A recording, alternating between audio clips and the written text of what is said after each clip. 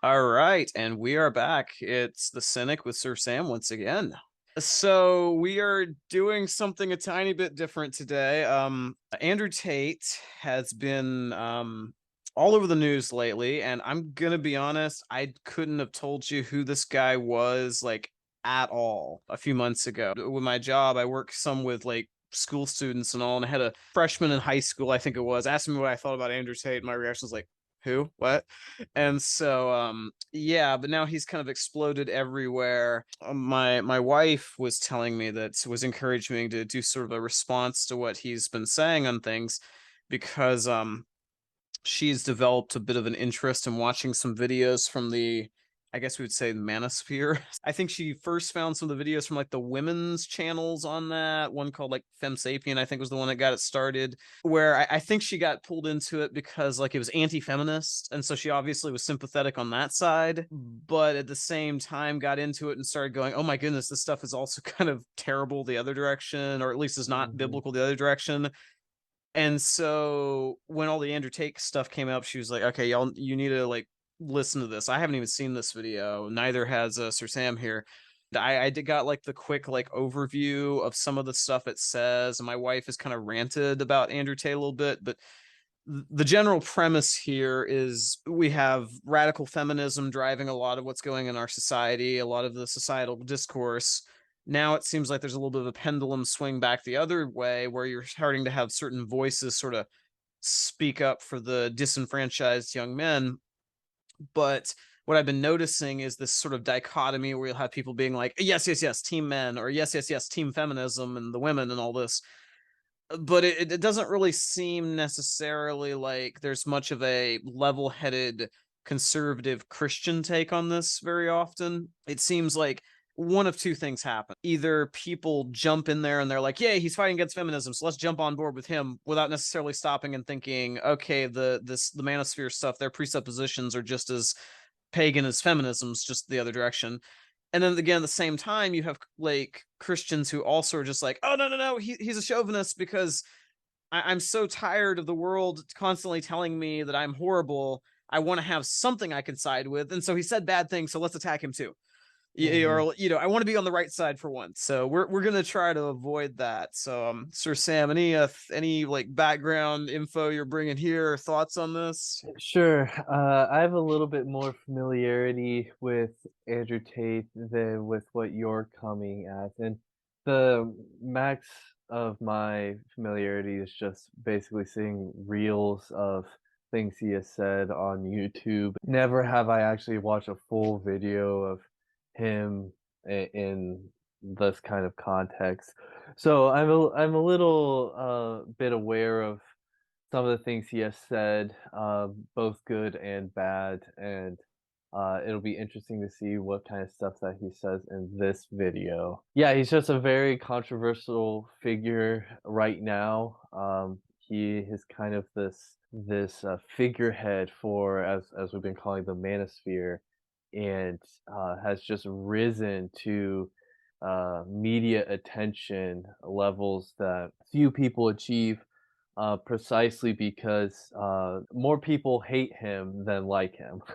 Yeah. And that is because of the zeitgeist of feminism, more so than the manosphere stuff. But as you said, the manosphere has been growing. People have more and more young men have been quote unquote red pilled, Hmm. and that is a growing movement. So it is important and significant to try and navigate those extremes well in such a way that honors Christ and His Word.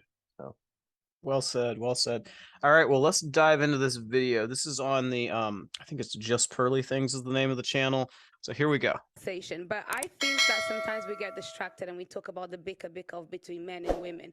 I think that the problem that men and women have is the consequences of the bad decisions that the 1% of powerful men make on our behalf, because our problems are on a societal level less than between woman and man. That is why there's a lot of competition between men, this chase for status that they will never get. Why is that the fault of the 1% of men? Because they're the ones that drive the machine that runs this. The West It's always been that way. Yeah, but then think about the men that are at the top now, the corruption and everything that's going on. And this is why it feels very good to sit next to somebody like you and just say, do you know what? I appreciate that you say things that are really true. You expose a very toxic truth and a very true truth as well that is out there. But the reality is, on the trenches, when you go to the grassroots, people don't feel the way that you feel. It's not as simple as what you say.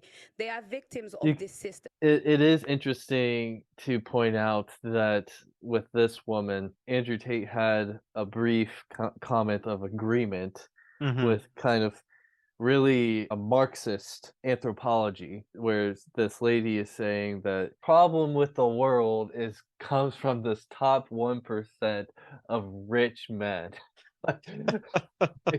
I mean, that is just a completely and utterly opposite understanding of mankind and humanity and evil as compared to the biblical worldview, where sin and evil are not to be externalized, but are found internal to us in our hearts and in the very, fabric of our beings. The sin has corrupted us so far that everything that we do, evil and wickedness, is interwoven in what we think and what we say and what we do. Yeah. And we are completely unjustified in saying that we are evil only because of those people over there. So this framework that this lady's kind of drawing for this issue of the relationship between men and women is already built on sand. And we'll see what Andrew Tate has to say about it, but I was just gonna point out he's like, it's always been that way. Well, I think that might be part of the charm here, though, is in a very feminized society where men are expected to always apologize for everything. It probably is a bit refreshing to a lot of people to have someone like him, though, just drop the comment. Yeah, it's always been that way. Just the unapologetic nature of that response is. I had to chuckle a little bit at that as well. But no, I totally agree with you. Yes, I understand what you're saying. But the idea that this 1% of men have created this terrible society. Yeah, I talk about that. I talk about the Matrix. I talk about these things. But it's always been this way. It's always been a small elite group of men who are in charge of the world. And unfortunately now we're fighting battles in different ways. The days of old, a man proved his worth by going to war. Basically, every man at any point in his life was going to end up going to war, and he came back victorious. He came back with honor. He got himself a wife. That's how it worked, right? Now men don't have to go to war as much, depending on where you live in the world, and it's slightly different. And we fight our wars in other ways. And one of the true expressions of testosterone and trying to really express your ability and your combative ability now in the modern world is power and influence. So in the olden days, you'd go to war, you come back with a ribbon. Nowadays, you got X amount of followers, you can move the world with money. I can bend reality with money. Please understand, if I walk into Jimmy Choo, they lock the door. No brokies allowed in. Tate's here. And I buy whatever the fuck I want. There's lines outside because I'm there. I bend the world with money. That's how the wars are now won. So you're talking about high status males, and it's always been that way. Now you have a whole contingent of men who aren't dead. Okay, they didn't die in a ditch, but they're lonely as off. And that's the reality of it. And women don't give a fuck about them. And why should you? I'm not sitting here actually shitting on women in any way. I think women have a biological instinct to a degree to try and find the best mate they can because it gives them the highest chance of survival in the harsh realities of the world. And if they look at a man who's not capable, they just don't feel an attraction to him. And that's the bottom line of it. And that's what I was just wondering what, especially from a historical perspective, how would you evaluate his claim about, men proving their worth by going to war and engaging in combat? And I would say, oh my goodness, that's interesting. There is, how do I put it? It sounds good on the surface because there's obviously a core, rather large kernel of truth there, but it's also overly simplistic. If we think back to a biblical perspective here, men and women, are fundamentally different, created to fulfill fundamentally complementary but very different roles. They shouldn't be usurping each other's roles. If you think back to Adam, he's created to conquer the world by turning it into a work of art, right? They're supposed to go Mhm, out and mhm, cultivate the world, make it beautiful. So men are, in a biblical anthropology, created with the goal to go out and have a constructive project. So you see mhm, that, you put a guy in a cubicle for 20 years without a family. He's a single guy. He might save money and have some toys on the side, but he's a miserable guy, right? I knew a guy like that one time. He was a sad, miserable guy. mhm, There has to be this sense of God made us to go forth and conquer, in the sense of having the project, right? So that mhm, project might be being a scientist and helping us better understand the world, because through understanding the world, we understand how God created the world. We glorify God. We might be artists and go out and create works of art which should be helping to bring glory to God. We might serve in a military and help protect our nation, which, once again, bravery and courage in a godly direction is bringing glory to God.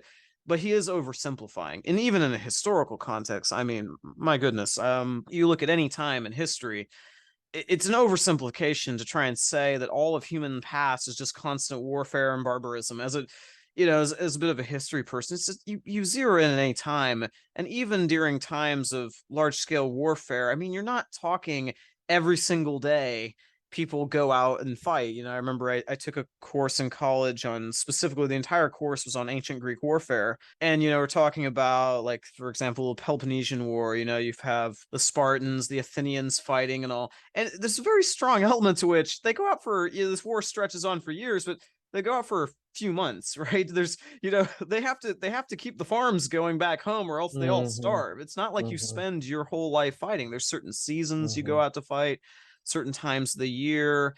And on the off season, you need to be a successful farmer. You need to raise a family. You know what I mean? You look at some of the great heroes of even the ancient world and such. I mean, I've been reading a book on ancient Chinese philosophy. I mean, Confucius, one of the great names of Chinese history, wasn't a warrior, right, right, you see this a lot. You see some of the great rulers of the past that weren't necessarily great conquerors. I mean, even mhm, to pull in a biblical example, King Solomon's probably one of the most exalted, celebrated right, monarchs of Israel. Barely ever, had almost no connection with war. I yeah, mean, he yeah, built a great army and all that, built the chariots and all those things, which God said not to do, actually. But still, he wasn't a war king. There's tons of philosophers, statesmen. We had our course together, in our seminary course on medieval history. I mean, a lot of the great names of medieval history were monks. mhm, yeah, right, Never right. fought anyone. Yeah, and I think that's really helpful because it kind of puts a helpful corrective on what Tate is saying, because he's essentially making, like, the claim that throughout history, men needed to show their worth by having power, and that's what he's saying, like, about himself and having money, like, he has power, and men need to go out and express and demonstrate and manifest power, and his claim, which is primarily through violence and Hmm. warfare. Whereas I think the true and actual point that he's making, or Tate is ultimately mistaken in saying that men need to manifest and demonstrate power. What men need to manifest and demonstrate is purpose. Hmm. That, as you were saying, it's like men can go out to war, sure, but they also need to come back and do the farming, and they also need to protect their families and do whatever the mundane day-to-day grind requires of them in the context of an overall vision and purpose for their life and family. Hmm.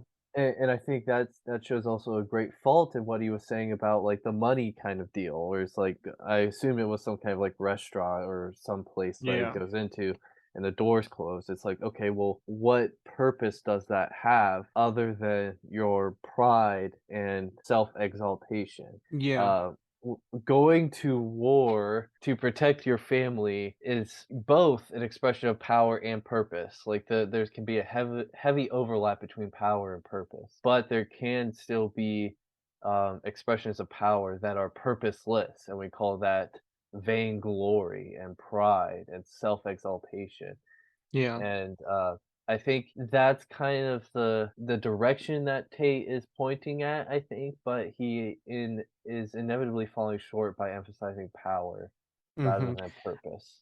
There's actually this is interesting on this topic. There's actually I feel like he's got a misunderstanding about economics going on here. I know that sounds way off topic, but I was reading Mm, from a book by Thomas Sowell on the book was mhm, titled like something like common economic fallacies or something like that, and he was talked a lot about the idea of the zero sum fallacy, where in society, oh, the rich people have to have gotten rich by making someone else be poorer. And instead of you saying, well, no, the world doesn't work that way. A lot of people got rich by finding a service that helped poor people, that they were right, willing to right, pay for right. because it made their lives better. And you were Yeah, just yeah, so good at making other people's lives better, they gave you so much money, you got rich as a result. It's not a right. zero sum game. Tate is coming at human society as though, oh, I get power, which means I get to lord it over you because I got that power by taking it from you. and, Mhm. and don't get me wrong, there's a place for that. If there's someone breaking into my house trying to harm my family, yeah, if I need to fight that person, hopefully I win and that person loses very badly. But I'm not saying there aren't places to think in that framework, but there's also an element to which, from a Christian perspective, our job is to conquer in terms of go out and glorify God. That means telling others about the Lord. That means in our work, be like Daniel, be a person who brings glory to God. He's serving in Babylon, but still brings glory to God in how he did everything with his whole heart. When we're, if Christians go into the art, we shouldn't, the Christian movies shouldn't be a joke. They should actually be high quality because we put hard work into it. When Christian scientists do science, it shouldn't be, they should be well known as great scientists because they're doing it for the glory of God. We have a stronger mandate than Tate has to go out and be Mhm, go-getters in terms of working hard for God's mhm, glory, but mhm. it's not a zero-sum game of I'm going around trying to make sure I beat everyone down so I'm better.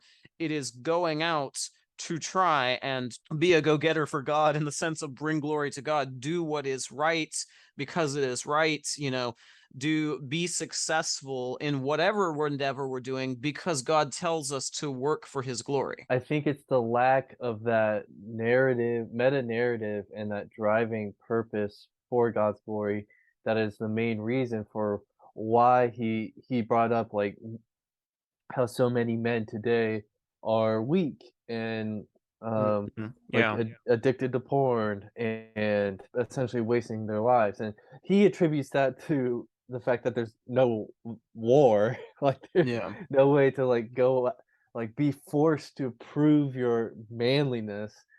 But as you said, also that's like an oversimplification. There's so many different variables that contribute to this. Certainly, being thrust into violent conflict would force men like the boy it would force boys to turn into men. Definitely. But there are also very pervasive ideologies such as feminism or critical theory or Marxism, as as was demonstrated in this very video, that all contribute to the feminization of men, not just the lack of an actual like conflict and violence in their lives. Yeah. So that's where I think Tate oversimplifies and misses out on the other variables that are going on. And I mean, at bottom, it's sin, and Yeah. he doesn't have an operating category for sin, at least in a true biblical sense. Yeah. And would you agree with maybe the idea that, like, he throws out there, it's like, oh, sending off young men to war, that would turn them into men. You know, would you agree with maybe saying that, like, that is a thing, because part of being a godly man is wanting to fight on behalf of God? And I'm not talking just physically, I'm just saying it's that mindset, it's that willingness to go out and work for the cause, sacrifice yourself, put yourself last. But just being willing to go and fight in a physical war isn't the total thing. That's a thing that will help you. be willing to go and sacrifice and do the right things to be a man, be stronger, put yourself last. But to a certain extent, it's like he's giving too low a bar here. You know, Yeah, yeah, I would definitely agree with that because you see men who do go and serve in the military that don't have Christ, and they serve in extreme ways and live out the kind of violence and conflict that Tate is saying is it's necessary for men to go through that to show their worth and power, and they come back jerks. yeah. Or you get into the whole issue of like PTSD and how that like historically developed and all of that. But as we've been saying, it's very much an oversimplification to say war made men throughout history. Now there's no more war, at least as pervasively. Therefore, there's no more men.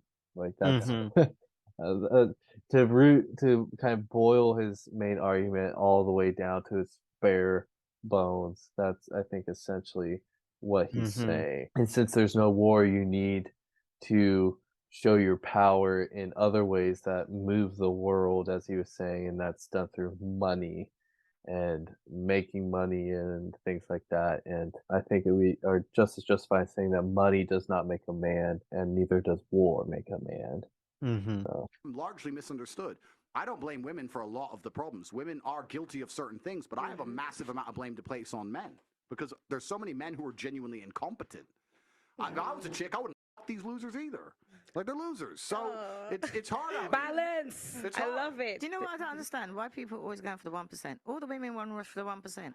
Why don't you just find a regular 9-to-5 person that's going to look after you? You can be his queen. Why can't you just do that? Why is everybody really rushing? I've got a man. We don't go on social media. If it weren't for Pearl, I want no night about social media. 9 to 5. I've got our own property. 32 years. Happy as Larry. What is the problem? It's not old-fashioned. It works. No, Auntie. Let me clarify. When I meant 1% is not the 1% of attraction. I mean the actual people that are in charge of the things that run the world the way that. What I'm trying to say is that it's always been an umbrella we've lived under. But the difference men have functioned underneath it. So why is it going to affect me? I'll explain why. Because as Sir Mr. Andrew King Tate said, like that. as he said, I want to know what she's after. I'll have this one after this point. Yeah. Go home and try that now. Wait, it is. I've been drinking lime juice as well. So, as he very rightly said, society has now evolved. Before men went to war, now men don't go to war. So there's a lot of sense of no purpose that they need to find. And then on the women's side is she hit the nail on the head in the sense of purpose. Like she's interpreting that as purpose, but she's still operating under accepting the very dubious premise that men need war to have purpose. Yep. Yeah, it's like before the fall, God gave Adam a very big job. Said have at it. I don't think Adam would have been suffering for lack of purpose. Yeah, and I think it also is really helpful to we need to be reminded of talking about you and I. Yeah. That this conversation is coming from an unregenerate mind. We can look at the premise men need war to have purpose and laugh because we have a regenerate mind. We have the wisdom of Christ given by the indwelling spirit. These people don't have that kind of wisdom, and that they don't have that mindset and that understanding. So if we were to adopt an unregenerate mind and try to think about that premise, it's still dubious, but I think there is an element of plausibility that increases if you are living in sin, because war is like the greatest expression of conflict, of heroism, of sacrifice, especially to an unregenerate mind, because that's war is one of the greatest expressions of the fall. And we understand as Christians that the greatest expression of heroism and the greatest expression of sacrifice is actually the exact opposite of war in one sense. It's laying down your life for your enemies. Hmm. um, and so these folks don't have that understanding, and I think that's why they're so easily kind of persuaded, like, oh, like men need war to be men. Well, it's like, no, men need Christ to be men. Um, but they don't have Christ, so they don't know that. And there's an element to which you have to also just raise the question, saying, from this inherently materialistic, Darwinistic perspective here, why do you need war to be a man? I mean, not to be too crude here, but Mhm. all of this to get to the women and stuff like this. I mean, porn's free now. Right. I mean, to be absolutely honest, not to be too crude about it. I mean, like, who is to say that being able to have access to real women versus porn women makes any difference? Well, you can say, well, you get to procreate or whatever. Well, if you have no actual care in this way, there is no God, there is no eternal judgment. You can scrape together enough money to, get a prostitute, maybe get a chance to, or even then, who is to say procreating versus going extinct there's any difference? Remember, all of this is premised on this idea, and a lot of this Andrew Tate type self-help is, oh, how to make you be a dominant whatever male, successful. How are you going to be happy? Well, I mean, porn, and don't worry about leaving behind kids. That it's free. You don't even have to raise the kid. You don't have to do anything. Right, and that's where this manosphere movement and the like solution, that the quote unquote solution that they're offering to that lifestyle is in the end still just as hedonistic as as what you just articulated. So Tate kind of differentiated between real men, Yeah. what you would say himself, who makes money, who fights, who gets women, all that kind of stuff, versus losers who watch porn, who don't work as hard as they could, are not confident, things like that. I think the fundamental differentiation between those two is I think it's an aspect of the being red pilled, is that notion that, or recognition that the lifestyle of just kind of letting the days go by and embracing a fully hedonistic, but an immediately hedonistic and lazy lifestyle, in the sense of, oh, I just want to watch porn, I just want to like Mhm. play video games, like that's actually not as pleasurable or rewarding as the kind of lifestyle of manhood that Tate embodies. I think that's the Yeah. differentiation. So, like, we can see that both those lifestyles are ultimately rooted in the same thing, and it's hedonism. That Yeah. it's this the ultimate goal of life is not a transcendent purpose, but a purpose that serves pleasure, a Yeah. purpose that serves happiness. That's the end game for Tate, uh, and that's the end game for being a masculine man. It's the finding joy in one's lot in life, and your purpose functions to that ultimate end.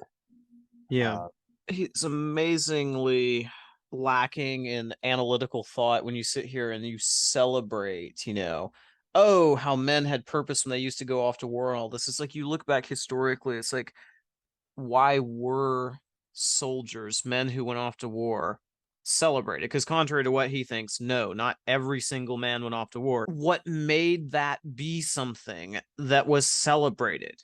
Not that you went and competed or whatever, and now you get to be higher on the pecking order. What was celebrated about that was the virtue of being able to sacrifice yourself for the good of society. So if mhm, you look mhm. back in history, some of the most immortalized acts of heroism are the guys who never got back and then got to have all the hot girls look at them. They're the guys who died on that field. Right, You right. think of the Mhm. Spartan 300 at the hot gates, it's the historical celebration of that.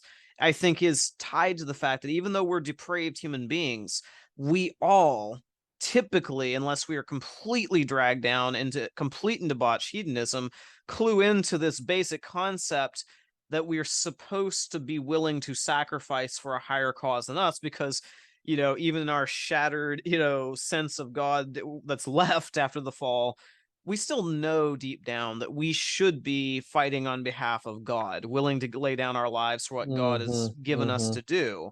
And so even in pagan society, there's a recognition that the greatest virtue is being willing to self-sacrifice, not just go out and fight so you can then come back and have the hot girls look at you. Yes. Yeah. And there's just, this is almost like insulting to men who fought in the past. I mean, let's be honest. I mean, look in medieval history, the knightly orders. I mean, a lot of them were swearing to chastity. They weren't supposed to get money or women out of it. Right. Throughout history, you'll see General Gordon, was considered one of the great generals of the British imperial period. Not to get onto a topic that everyone's going to be like, oh, imperialism, but still considered one of the great generals. But one part, I remember reading a biography about him. One of the greatness, he never got married, never seemed to be interested in women, was super dedicated to his work, to being a great general, to checking in on his men. It wasn't because he was doing it to get all the praise. It is part of why he was looked at as so, as so great. And it's like, it's degrading. And there is the question, it's like, what is more honorable to claim, oh yeah, you should go out and fight on behalf of the culture to get all the glory, but the whole point of having people willing to fight for the culture is to realize that your town, your society, your family, your religion, your God are all worth more than you are. I don't mean to be trying to throw insults at him, but there is something I have to point out. It's like a competition martial artist, kickboxer, to a certain extent, you're playing at war, but you're not actually normally risking your life. It's like what his mindset is, almost like a fake version of masculinity. And I must chuckle at the fact that he was a kickboxer, and that's sort of like a fake version of a sports version of the real sacrifices that soldiers and people who go off to war have made throughout history. So it's almost like he's like, oh, I get the attention out of this, I don't risk it. It's almost like it's this weird, his version of masculinity has like the outward facade of it, but it's sort of a cheapened version. It's not really putting it's not putting a cause, aka God, family, right and wrong ahead of yourself. It's just putting yourself as main purpose. It's kind of like, well, being being in competition, whatever, and not to insult anyone into competition martial arts. I've been into Brazilian Jiu-Jitsu for years, but I'm just throwing that out there, though. That's something to be pointed out there. Anyway, that's my rant on that. All right, let's continue. They've now had to take on bigger purposes. They have to go to work like they didn't have to do before. They have to take care of the family and work and do all of these things, and now deal with the fact that men are feeling a little bit like out of, No, but she, the rubbish. That ain't what I'm saying. No, you get a 9 to 5 person, right? What is wrong with you going out there, find a regular 9 to 5 person? Right? You can function underneath that, because I'm always hearing the women say, oh, we ain't got enough money. We ain't got enough money. Work with what the man's got. You're right. Work with what the man's got. You can make a man your alpha. Everybody wants to go and find these top earning money. Find a 9 to 5, work regular, save your money, learn to cook and not have takeouts, and then save your money as they did before. Then you should direct this to the men that feel upset because they're not like Andrew Tate. There's always direct something to the man. No, Why? but she's completely right. I'll tell you this. There's not a girl on this panel or on the planet today who couldn't walk outside and find a man who's going to be nice to her, loyal to her, and make her his queen. Women don't want that. So they'll sit there and go, no, I want Chris Brown. And then they'll go try to get Chris Brown. Then Chris Brown will cheat. And they'll be like, I can't believe he cheated. I am devastated. Well, what the do you think is going to happen? If I go to the car garage, right, you have to make a decision what you truly want in your life. If you truly want to just find a man who's going to look after you and take care of you, you're going to be his queen, he's going to be loyal, you can find that all day, but you're going to have to settle to a degree where a lot of women perhaps are not prepared to do that. You see how women act. They'd rather chase a fraction of a real G's time than have 100% of the time of a dude who they don't respect at that level. And it's kind of like going to a car dealership. You walk in there, if you want reliability, you can get a Nissan. But if you want to get a Ferrari, it comes with headaches. It's going to come with problems. So when girls say to me, oh, you know what, Andrew, you should be loyal to the men like me don't have to be. And you know that.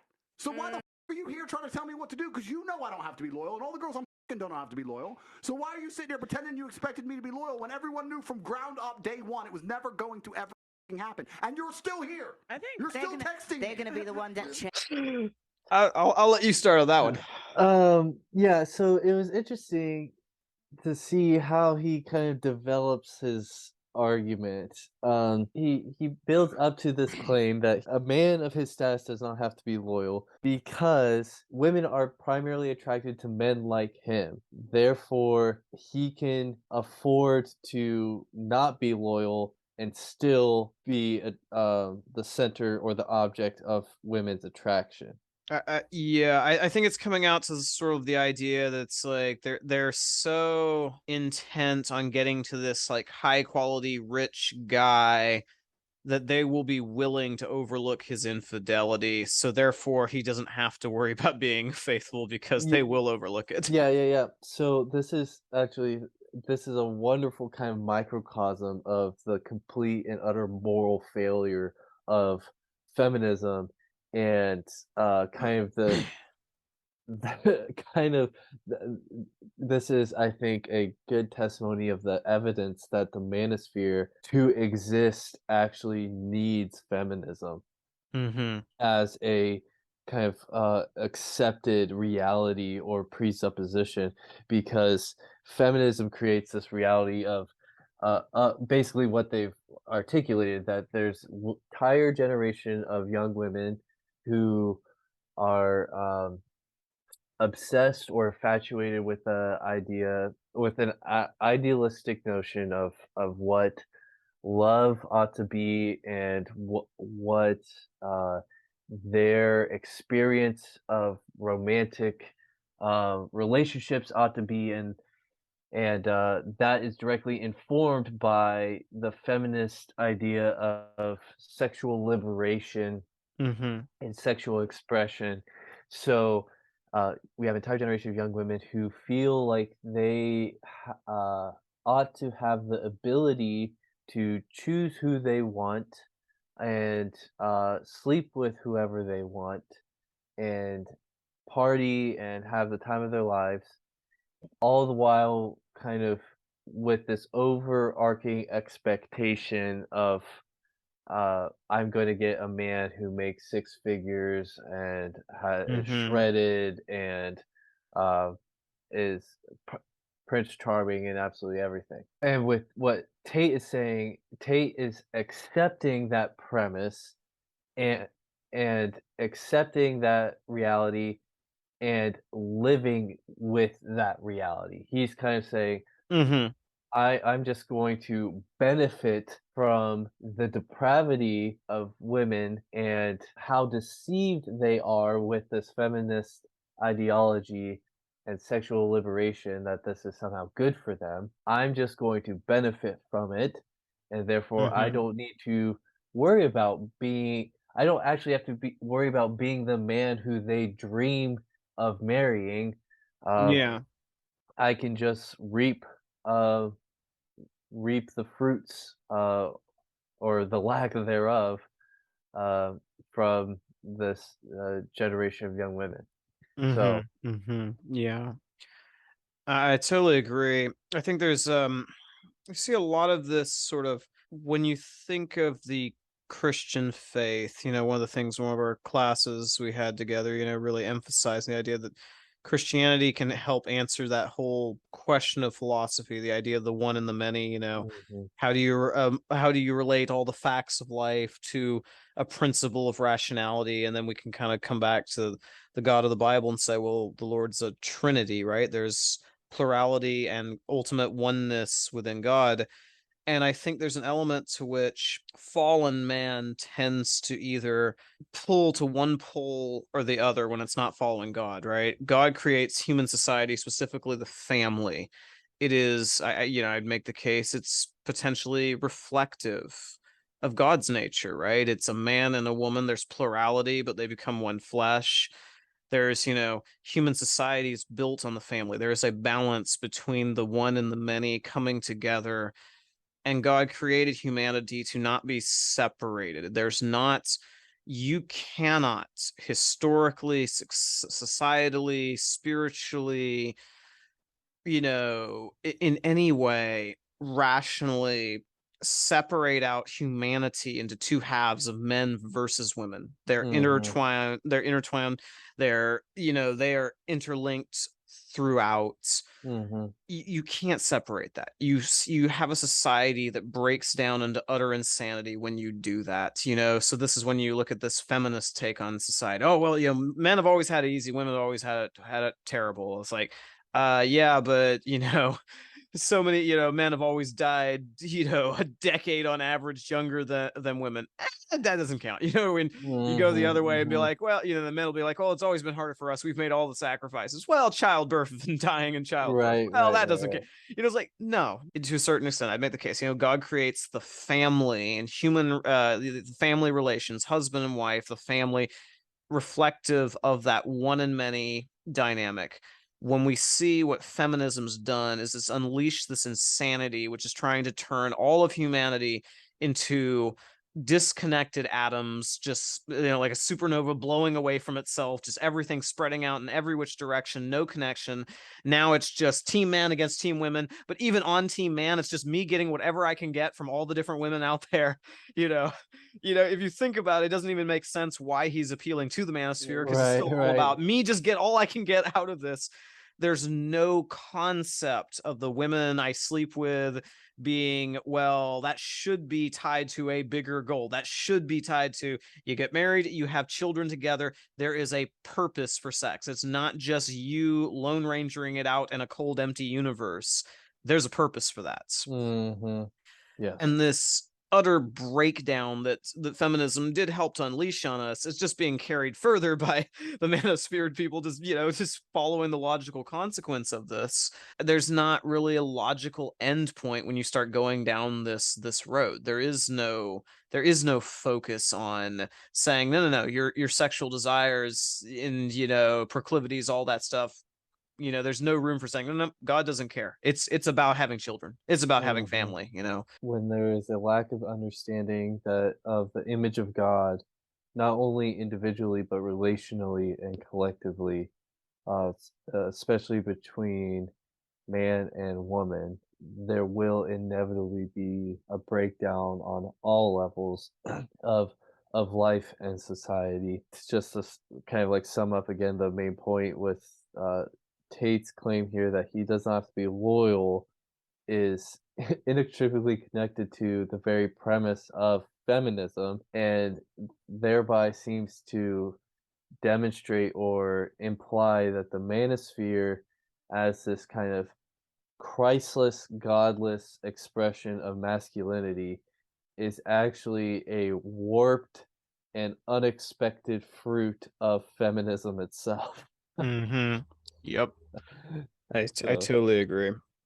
And there is an element to which we might want to discuss, throw in here this concept, which I feel like is a bit maybe taboo in Christian circles. I get Christians going to be like, but I'll still throw it in there, as the idea of the sort of the sexual marketplace. When it comes to it, even as God created this, in our fallen world, in our society, there is an element to which, you have a beautiful young woman, right? Okay, that means more men are interested in her. Okay, fine. A woman can be looking around and saying, oh, this guy's broke, but he's brilliant. Maybe he seems loyal. Maybe he'll make a good husband and make a lot of money someday, and we might say, we've made it all taboo. It's all got to be the feelings and whatever. But no, God made men and women to come together, have sex, have children. It's about the family unit. That's what it's about. It's not about us primarily finding love. Yes, sure, you find great love, in a godly marriage, but there is an element to which God made men and women to come together. It's the whole family unit. It's not just us out there finding our soulmate to make us feel better. Yes.